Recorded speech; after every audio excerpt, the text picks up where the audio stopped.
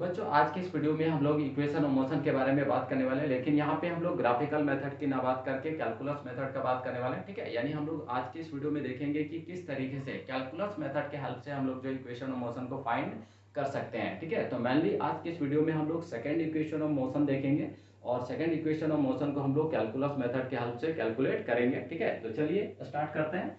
देखिए, मान लीजिए एक पॉइंट है हमारा ए और एक दूसरा पॉइंट हमारा क्या है, बी है। ठीक है, पॉइंट ए पे पार्टिकल का जो स्पीड है वो कितना है, यू है।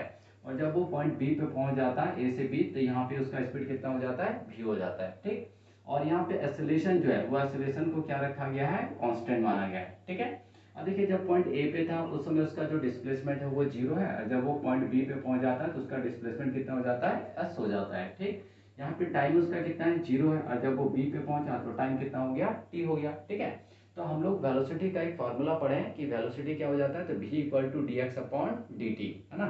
जो v equal to D X upon D T, तो एक्चुअली यहाँ पे x के जगह पे क्या ले रहे हैं, s ले रहे हैं, तो क्या लिखेंगे, v equal to D S upon D T. तो इसी फार्मूला का यहाँ पे हम लोग क्या करेंगे, यूज करेंगे। ठीक है, तो क्या लिख देंगे, v equal to D S upon D T.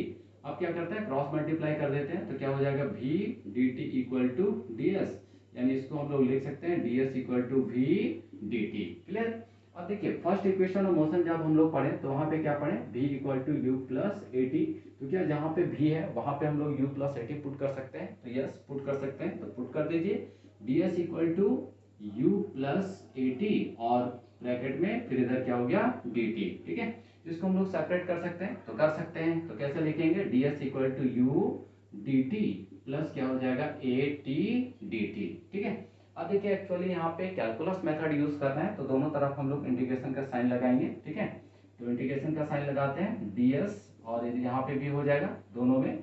ठीक, u dt और यहाँ पे आपका हो जाएगा फिर a t dt। ठीक है, अब देखिए यहाँ पे ds है तो लिमिट भी लगेगा, तो लिमिट क्या है, s डिस्प्लेसमेंट का 0 से s तक, तो लोअर लिमिट हो गया 0, अपर लिमिट हो गया s। उसी तरह t का देखिए 0 से t तक, तो lower limit 0, upper limit t, यहाँ पे भी लोअर लिमिट 0, अपर लिमिट क्या हो गया, t हो गया।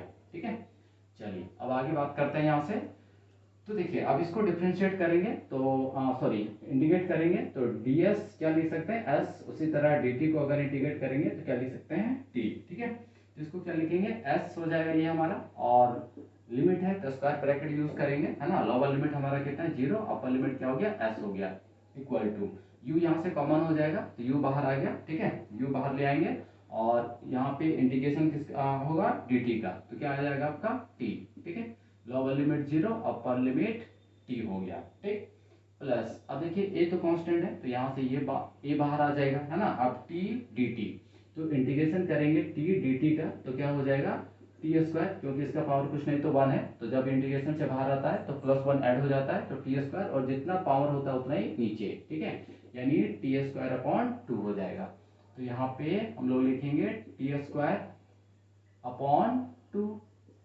ठीक है, टी स्क्वायर अपॉन 2। अब देखिए लोअर लिमिट 0 है, अपर लिमिट क्या है, t है। ठीक, अब इसको हटा देते हैं इधर, क्योंकि ये थोड़ा सा एक्सपेंड करना पड़ेगा इसको हटाते हैं। चलिए, तो नेक्स्ट स्टेप आप पुट करेंगे, क्या पुट करेंगे, लिमिट पुट करेंगे, तो सबसे पहले अपर लिमिट को पुट करते हैं, फिर माइनस क्या हो जाता है, लोअर लिमिट। तो यहाँ पर अपर लिमिट क्या s है, तो s की जगह पे s हो जाएगा, फिर माइनस साइन लगाएंगे, फिर लोअर लिमिट, s की जगह क्या पुट करना है, 0।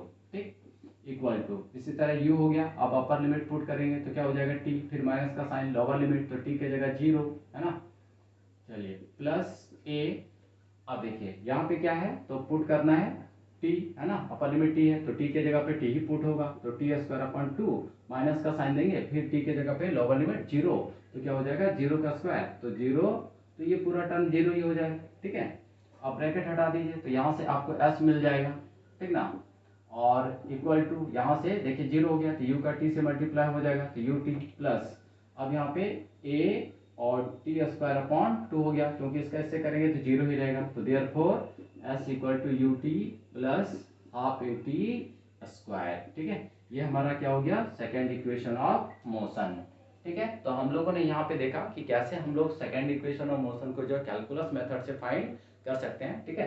तो आई होप बच्चों आप सबों को ये वीडियो समझ में आया होगा, है ना, जो भी हमने आपको समझाने का प्रयास किया है। तो मिलते हैं अगले वीडियो में इसी तरह के इन्फॉर्मेटिव वीडियो के साथ, ठीक है। तो तब तक के लिए आप सबों को thank you, ta-ta, bye bye.